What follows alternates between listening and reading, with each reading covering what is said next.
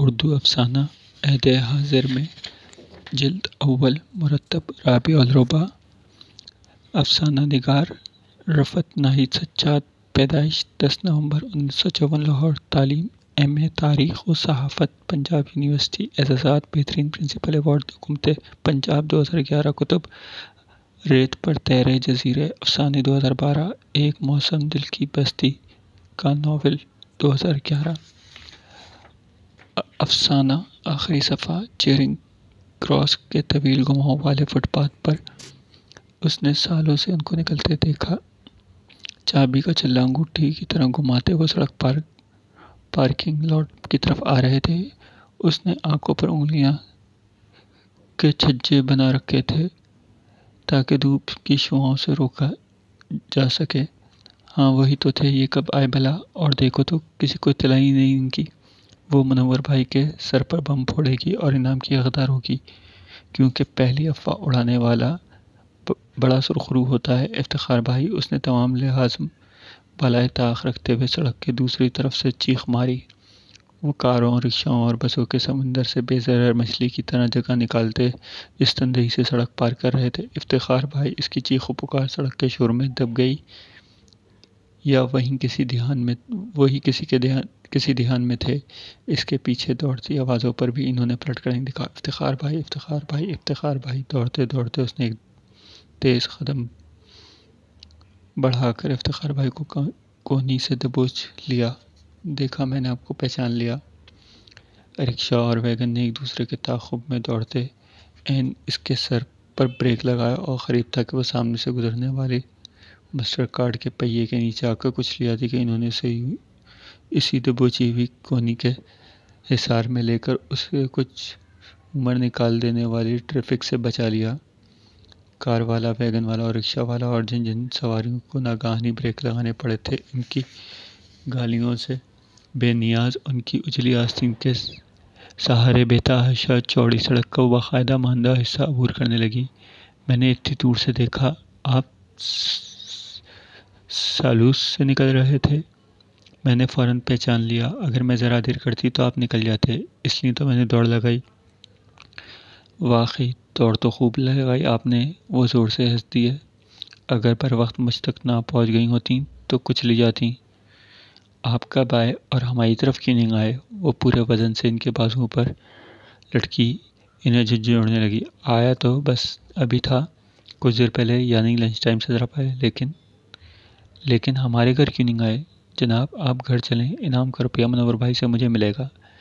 سچ؟ وہ کتنا حیران ہوں گے میرے ساتھ آپ کو دیکھ کر۔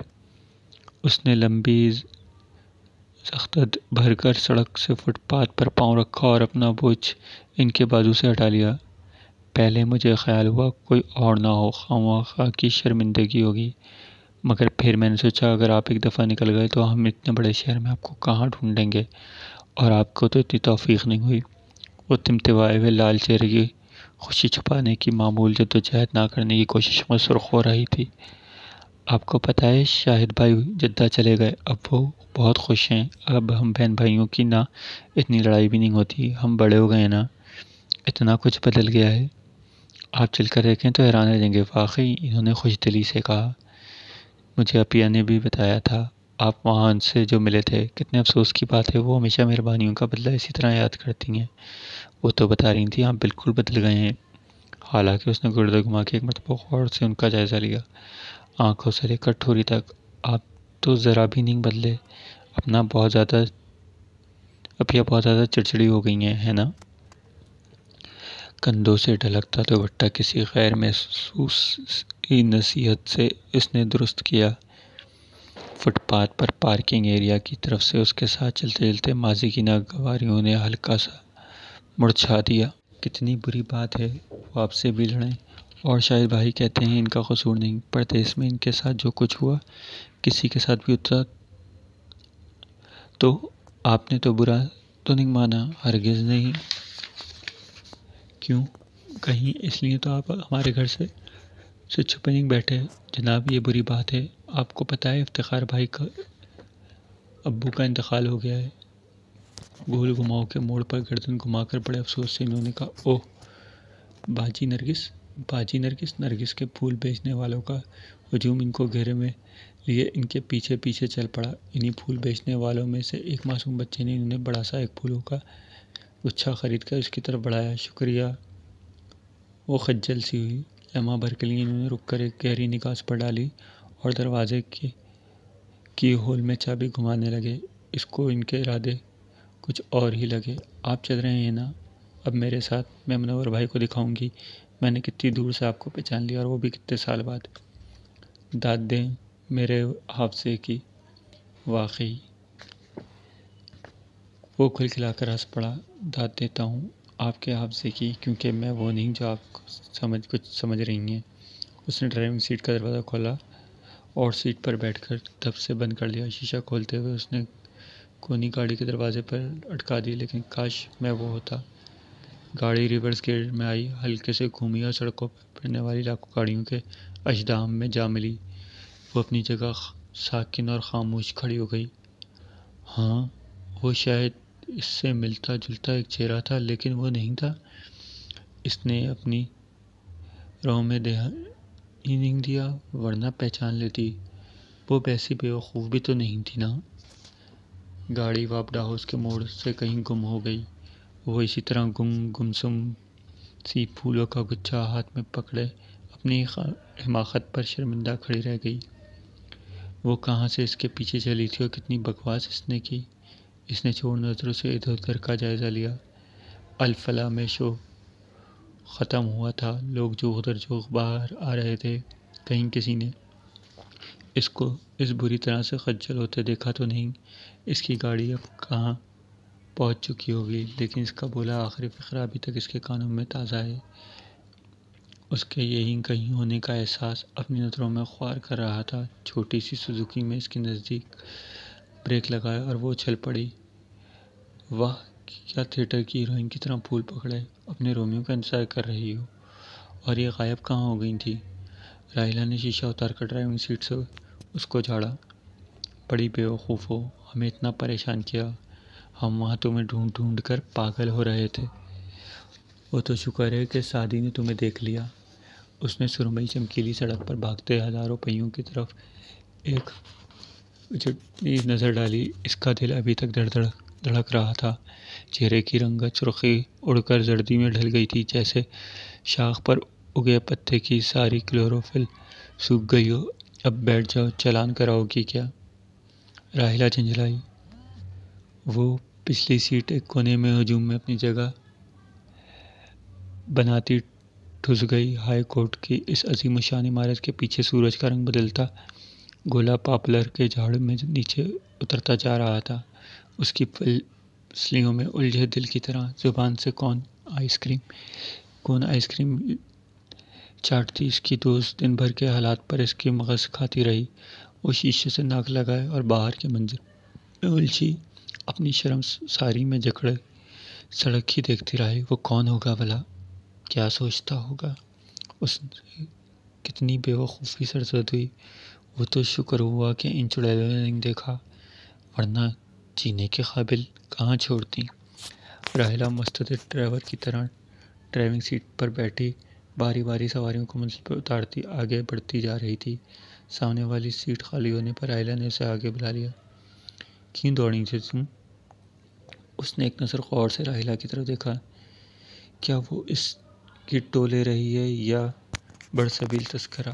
اس کے چہرے پر سرخ رنگ کثرت سے پھیل گیا۔ کوئی ملنے والے نظر آ گئے تھے؟ پرانے، جلدی چلاؤ نا، دیر ہو رہی ہے۔ آسمان سے اترنے والے اندھیرے کو دیکھ کر وہ بوکھلا گئی۔ تو پھر اتنی ڈر کیوں گئی؟ یہ پھول انہوں نے دیے، ڈری کہاں؟ اب ڈر رہی ہوں، دیر جو ہو رہی ہے۔ اب کیا غصہ کر رہی ہوں گی؟ لان میں بڑے اہتمام سے چائے پیتے منور بھائی کو دیکھ کر اس کی شرمندگی نے پھر لپیٹ لیا۔ وہ تو مرتے دم تک منور بھائی سے کچھ نہیں کہے گی، ورنہ تو وہ ستا کر اس کا گھر میں رہنا حرام کر دیں گے، اور رائے گاہی کے سامنے یہی قصہ ڈالے بیٹھیں تو ان کی زندگی کو مزہ ہی نہیں آئے گا۔ یوں بھی قسمت سے وہ کچھ بیوقوف مشہور ہو گئی تھی۔ بے شک اس پروپیگنڈے میں سبھی بھائیوں کی مہربانی شامل تھی۔ اپیا نے فراق کی ترپائی مکمل کر کے دھاگا دانتوں میں بھیج کر ٹکڑے کر دیا۔ ابھی تو وہ چاند نکلا نہیں، آپ کی سواری آ گئی۔ نکل آیا نا چاند؟ منور بھائی نے اخبار دور پھینک دیا۔ لیکن ذرا گہنا گیا ہے کیا کسی عمارت کی افتتاح کر کے آئی ہو؟ پھولوں کی طرف اشارہ کر کے بولے۔ مجھے اس قسم کے مذاق ہرگز پسند نہیں، اپیا جھنجھلائیں۔ ہمیں تو گھر والوں نے ہمیشہ جوتے تلوے کے نیچے رکھا، یہاں نہ آؤ وہاں نہ جاؤ۔ چل ردا، انہوں نے ننھی لڑکی کو کلائی سے پکڑ کر گھسیٹ لیا۔ اٹھ، فراق بدل۔ عینی خالہ، عینی خالہ۔ ردا خالہ کی اجاڑ صورت کی پرواہ کیے بغیر پاؤں مسلتے گئی۔ چل ورنہ دوں گی جھاپڑ۔ انہوں نے جھنجھلا کر اس کے بازو سے گردن تک جھنجھوڑ کر رکھ دیا۔ روتی ہوئی ردا اندر چلی گئی۔ اوں ہوں، اماں نے جائے نماز سے ہنکارا، مت رلایا کرو بچی کو۔ ردا منور کی گردن پر سوار نائٹ واک کے لیے باہر نکل گئی۔ اور ان کو دیکھو، اپیا نے لان میں اخبار طے کیا۔ یہ اخبار پڑھنے کا کون سا وقت ہے؟ اس گھر میں ہر وقت کام بے محل ہوتا ہے۔ عینی تو مجھ سے پوچھ کر گئی تھی، اماں نے بیزاری سے کہا۔ راحلہ خود آئی تھی لینے، کیا حرج ہے، سب لڑکیاں ہی تو جا رہی تھیں۔ وہ پاؤں پٹکتی باہر نکل گئیں۔ وہ نہ جوابی کارروائی کے موڈ میں تھی نہ وضاحتیں دینے کے۔ اپنے ڈریسنگ ٹیبل پر چیزیں پٹک کر وہ دھپ سے بستر پر جا گری۔ آ گئیں؟ راشد نے کتاب میں سے رٹا لگاتے سر اٹھایا۔ لگتا ہے خوب کھایا ہے۔ آدھا بل تو تمہارے نام پر پڑے گا۔ ٹھیک ہے، وہ اس سے کافی مشابہ تھا، لیکن ان کی اور اس کی شکل میں فرق زیادہ تھا بنسبت مشابہت کے۔ اور اس کو دیکھو، اس نے خوب مزے لے کر الو بنایا۔ اگر پہلی دفعہ میں لک دیتا تو اپنی نظروں میں اتنی تو نہ گرتی۔ اپنا پیٹ سمجھ کر کھاتی نا؟ راشد نے اسے اوندھا دیکھ کر ٹوکا۔ وہ اچھے موڈ میں نہیں تھی۔ اس نے رضائی سر تک تان لی اور جانے میں نے گھر کی کون سی اہم بات اسے بتا ڈالی اور کون سی نہیں۔ وہ تو یوں الارم لگی گھڑی کی طرح بے سوچے سمجھے چالو ہو گئی تھی۔ کم از کم یہ بات تو اپیا ٹھیک ہی کہتی ہیں، وہ کبھی سوچ سمجھ کر نہیں بولی۔ راشد نے اس پر 2-3 اٹیک کیے تھے، لیکن جوابی کارروائی وصول نہ ہونے پر وہ پریشان ہو گئی۔ عینی، تم کہیں گن من تو نہیں کھا آئیں جو گھر کا چھوڑ کر باہر کھانے کو دوڑتے ہیں؟ ان کو ہمیشہ فوڈ پوائزن ہو جاتی ہے۔ راشد یہ اطلاع لے کر باہر برآمدے میں دوڑا تھا، لیکن وہ ہر خوف سے بے نیاز رضائی میں دبکی پلکیں جھپکتی رہی۔ پچھتاوا اس پر زندگی میں کتنی ہی مرتبہ طاری ہوا تھا۔ ایک مرتبہ بچپنے میں سب نے مل کر اپنے کتے کے گھر میں بالٹی بھر پانی ڈال کر باہر سے دروازہ بند کر دیا تھا، اور سخت گرمی کے دن تھے۔ اپنی طرف سے انہوں نے کتے کے ننھے بچوں کے ساتھ ہمدردی کی تھی، ورنہ ان کی اماں ان کے لیے اتنی شدید گرمی میں گلی محلے میں پھرتی رہتی تھیں۔ صبح پتہ چلا ان کو نمونیا پتہ نہیں کیا ہو گیا تھا۔ وہ مر کب گئے؟ غلطی شاید بائی کی تھی، لیکن روئی رات بھر وہ۔ ایک مرتبہ ایک بہت بوڑھے فقیر نے اسے روپیہ مانگا تھا۔ وہ عادتاً معاف کہہ کر کالج چلی گئی۔ دیر ہو رہی تھی۔ انگلش ٹیچر ہمیں کلاس میں گھسنے بھی نہ دیتیں، لیکن پتہ نہیں کتنے دن اس کی نیند اڑی رہی، جانے وہ آج تک بھوکا تھا یا۔ اس کی زندگی میں پچھتاووں کی لمبی فہرست تھی، لیکن آج کا پچھتاوا تو اس کے ہر پچھتاوے پر بھاری پڑ رہا تھا۔ کتنی شدت سے اس کا دل چاہتا رہا کاش وہ اس کو کہیں کہ پھر مل جائے، وہ ایک مرتبہ معذرت کر لے۔ ارے ہاں سوری، مجھ سے غلطی ہو گئی، دراصل شام ہو گئی تھی، تھوڑا سا اندھیرا تھا اور کچھ میں گھبرا گئی تھی، میں نے آپ کو غلط سمجھا، ورنہ تو اسے احمق لڑکی سمجھ کر مزے لے رہا ہوگا۔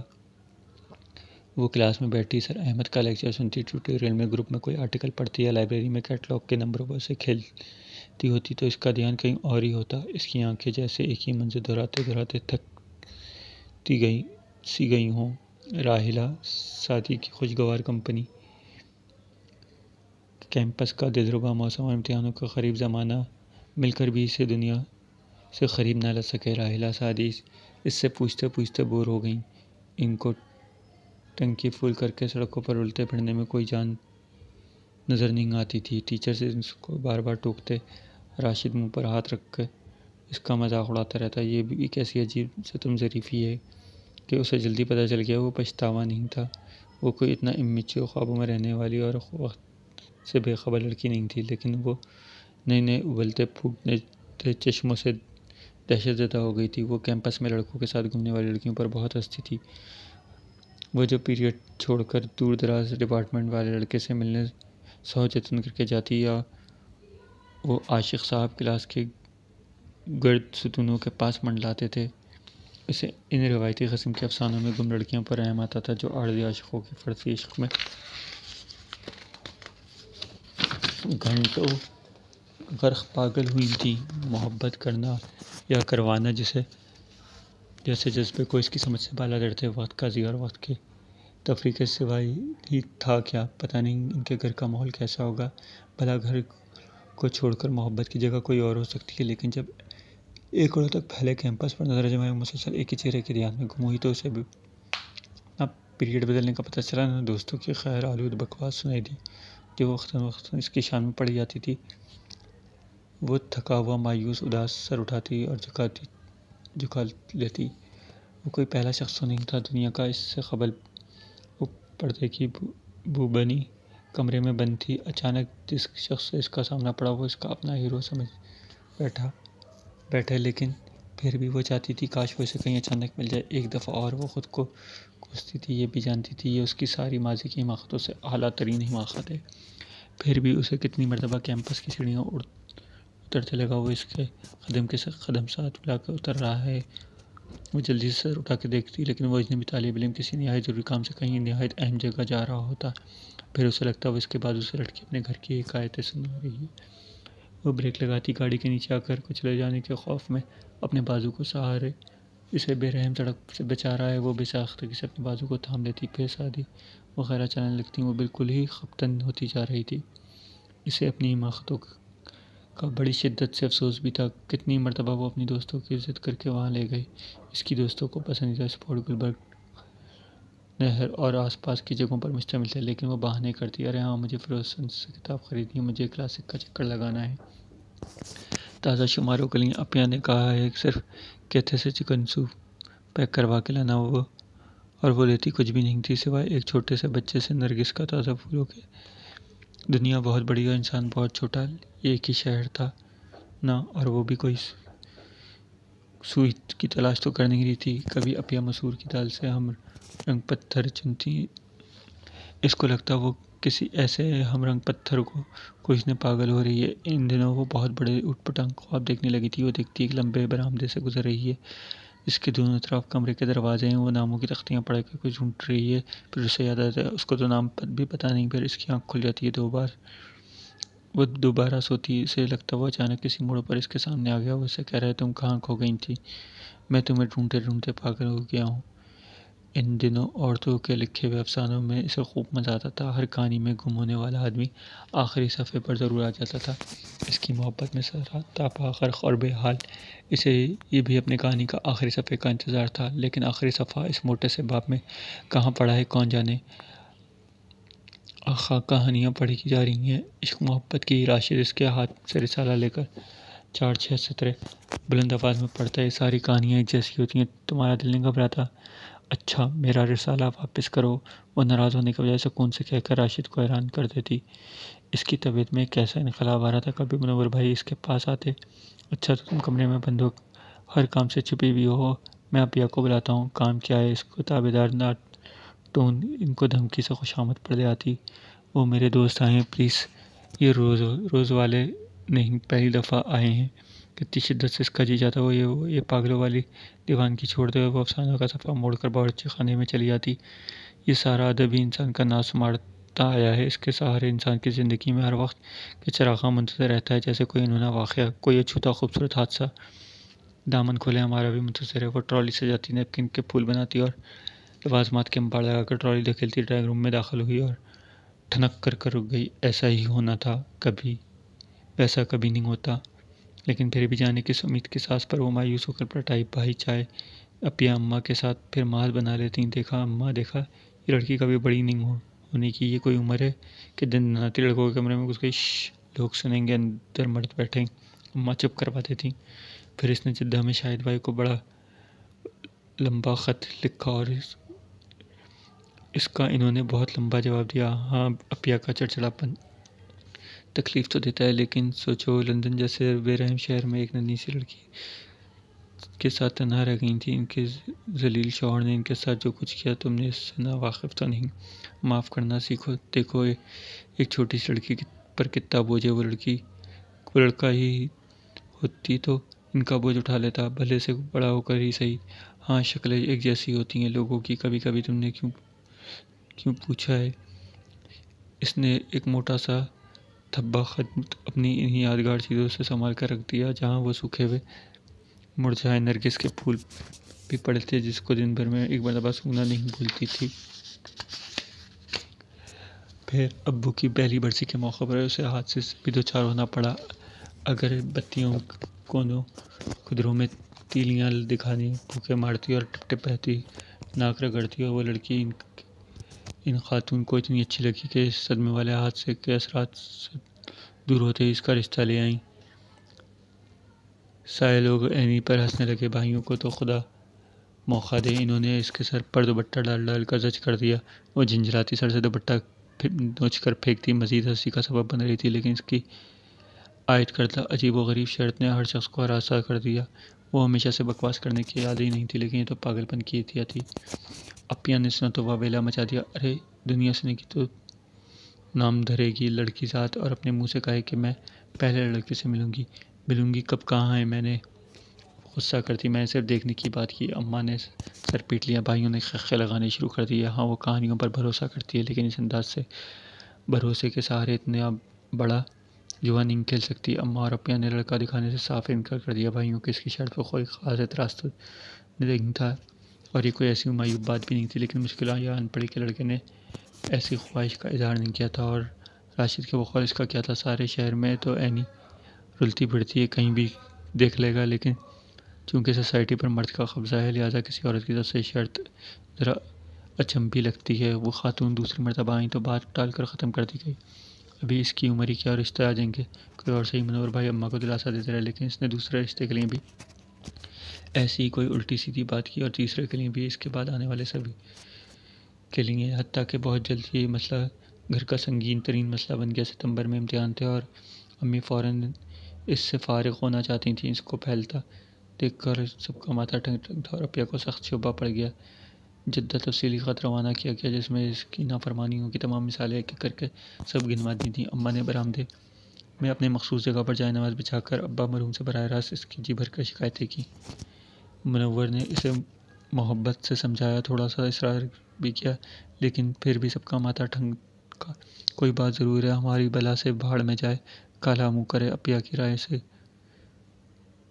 کیوں لے کر کینٹین میں چائے کے ایک کپ پر راحیلہ نے اس کا گھراؤ کر لیا۔ کیوں؟ مجھ سے ہی سب کہتے ہیں، کوئی اور کیوں نہیں کر دیتا؟ تم کر لو شادی، مجھ سے کہا جائے گا کوئی ماخوذ رشتہ ہوگا اور میں انکار کر رہی ہوں گی تو ہر شخص کو حق ہوگا کہ دوبارہ تو باز پرس کرے۔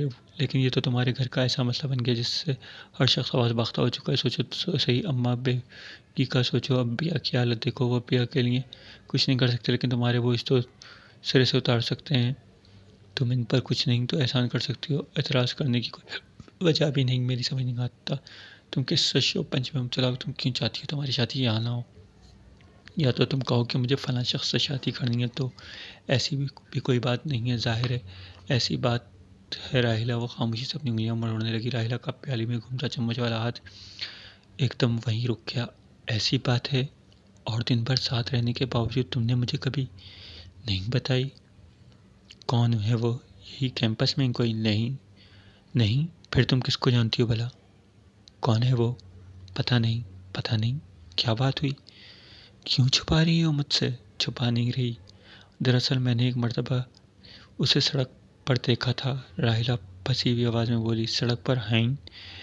یہ آئیڈیل کا چکر تو نہیں؟ تم اتنی بیوقوف تو نہیں لگتی، سچ بتاؤ، وہ سچ مجھ کوئی ہے یا تم نے فرضی کر لیا؟ میں سچ کہہ رہی ہوں، میں نے اس سے باتیں کی تھیں، اسے دیکھا تھا۔ اس نے نچلا ہونٹ چباتے ایک اضطراری سی کیفیت میں سے بتا دیا، ایک ایک لفظ، ایک ایک واقعہ اور ایک ایک لمحہ۔ راحیلہ کو یوں شبہ ہوا چائے پی کی، اور اس نے بہت ساری چینی گھولتے حیرت سے اس کی طرف منہ کھولتے کے دیکھا۔ اور بس اس کے بعد تمہاری اس سے کہیں ملاقات نہیں ہوئی؟ نہیں، اس واقعے کو بھی پورے 4 ماہ گزر گئے، اس نے خفیف ہو کر کہا۔ یہ اس دن کی بات ہے جب تم، لیکن اینی سوچو یہ تو بڑا معمولی سا واقعہ ہے۔ آج کے دور میں قرون وسطیٰ کی محبتیں کون کرتا ہے؟ لگتا ہے تم نے کیلنڈر نہیں دیکھتی۔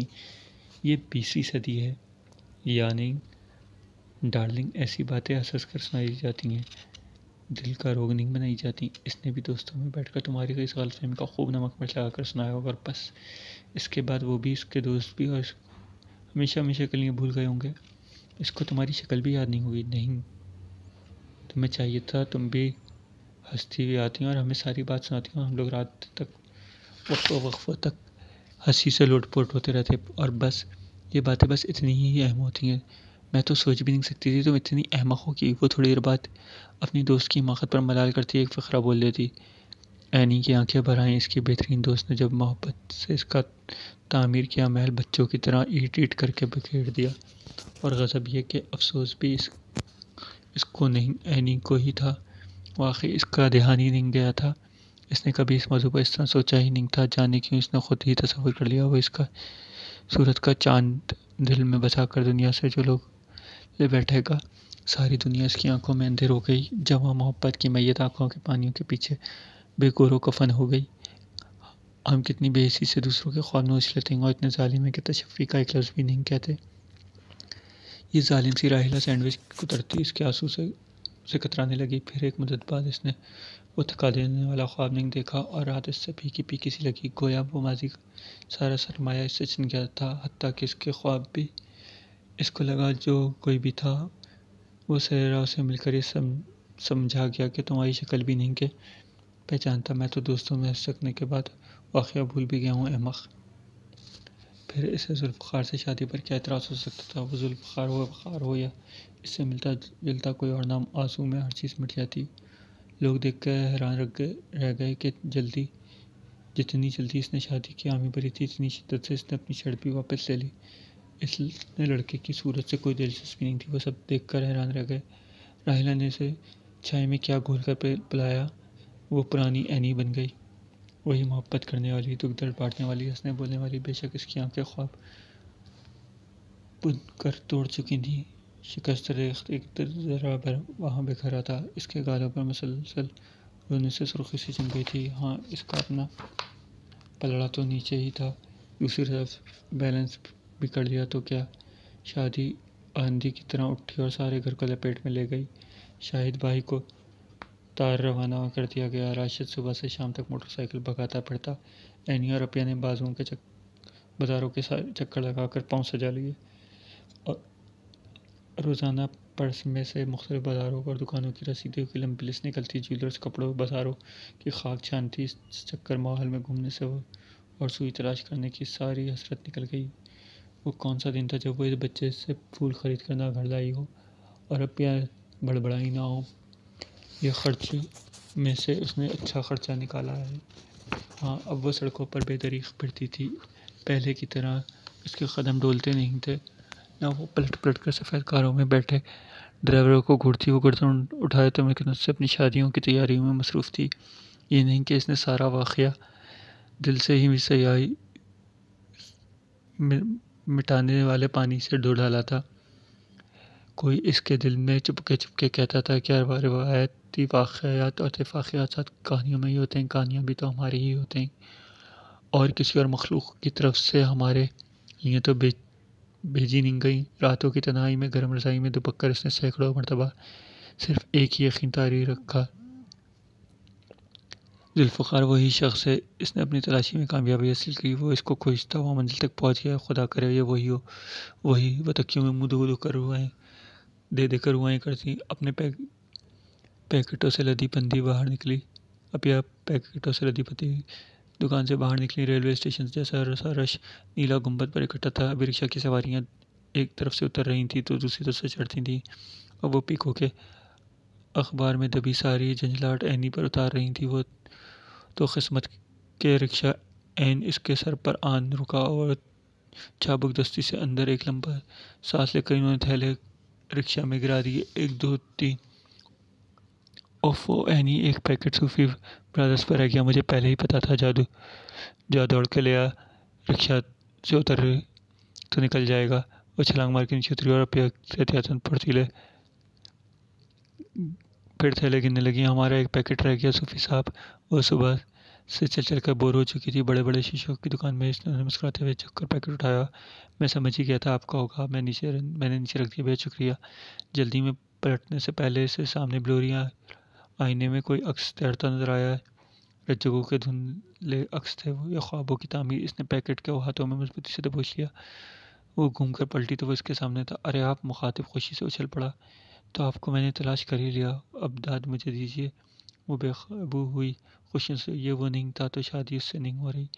اس نے سر نیچے کر لیا. اب کیا رہ گیا تھا؟ میں نے تمہیں کہاں کہاں تلاش نہیں کیا. ہر روز اسی چوک پر اسی اسٹاپ پر تم آخر کہاں کھو گئی تھی. وہ اس کے ساتھ ساتھ سیڑھیاں اترتا نیچے آ گیا. ایک مرتبہ پلیز، ایک مرتبہ مجھے اپنا نام بتا دو. میں تمہارے گھر آؤں گا. میرے گھر والے تم.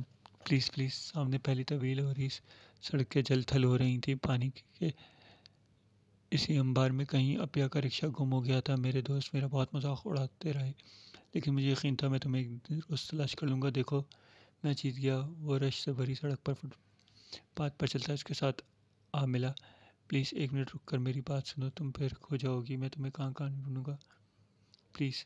ایک رکشہ گھر گھر کرتا اس کے نزدیک آ رکا. وہ لمحہ چوکنا سا ہوا. کیا تم مجھے پہچانا نہیں؟ نہیں. اس نے نفی میں صلاح دیا. چلنا ہی نہیں. رکشہ میں اس تھکے ہوئے اور الجھے ہوئے چہرے والی اپیا کو عینی نے دیکھ ہی لیا. وہ پیکٹ سیٹ پر پھینک کر گر سی گئی. رو رہی ہو؟ اپیا نے اس کی جلتل برساتی آنکھیں بڑی خوشی سے دیکھیں. چلو 2 دن پہلے ہی صحیح تم روئی تو ہم تو بابا اپنی شادی سے مہینہ پہلے رونا شروع ہو گئے تھے. باجی نرگس کے پھولوں والا بچہ اس کی طرف لپکا. رکشہ والا بڑبڑا کرتا ہوا کافی آگے نکل گیا تھا. اس نے پردہ ہٹا کر دیکھا. پانی کے سیلاب میں نرگس کے پھول خریدنے والے اس شخص کو پہچاننے میں اس مرتبہ اسے کوئی دھوکہ نہیں ہوا تھا.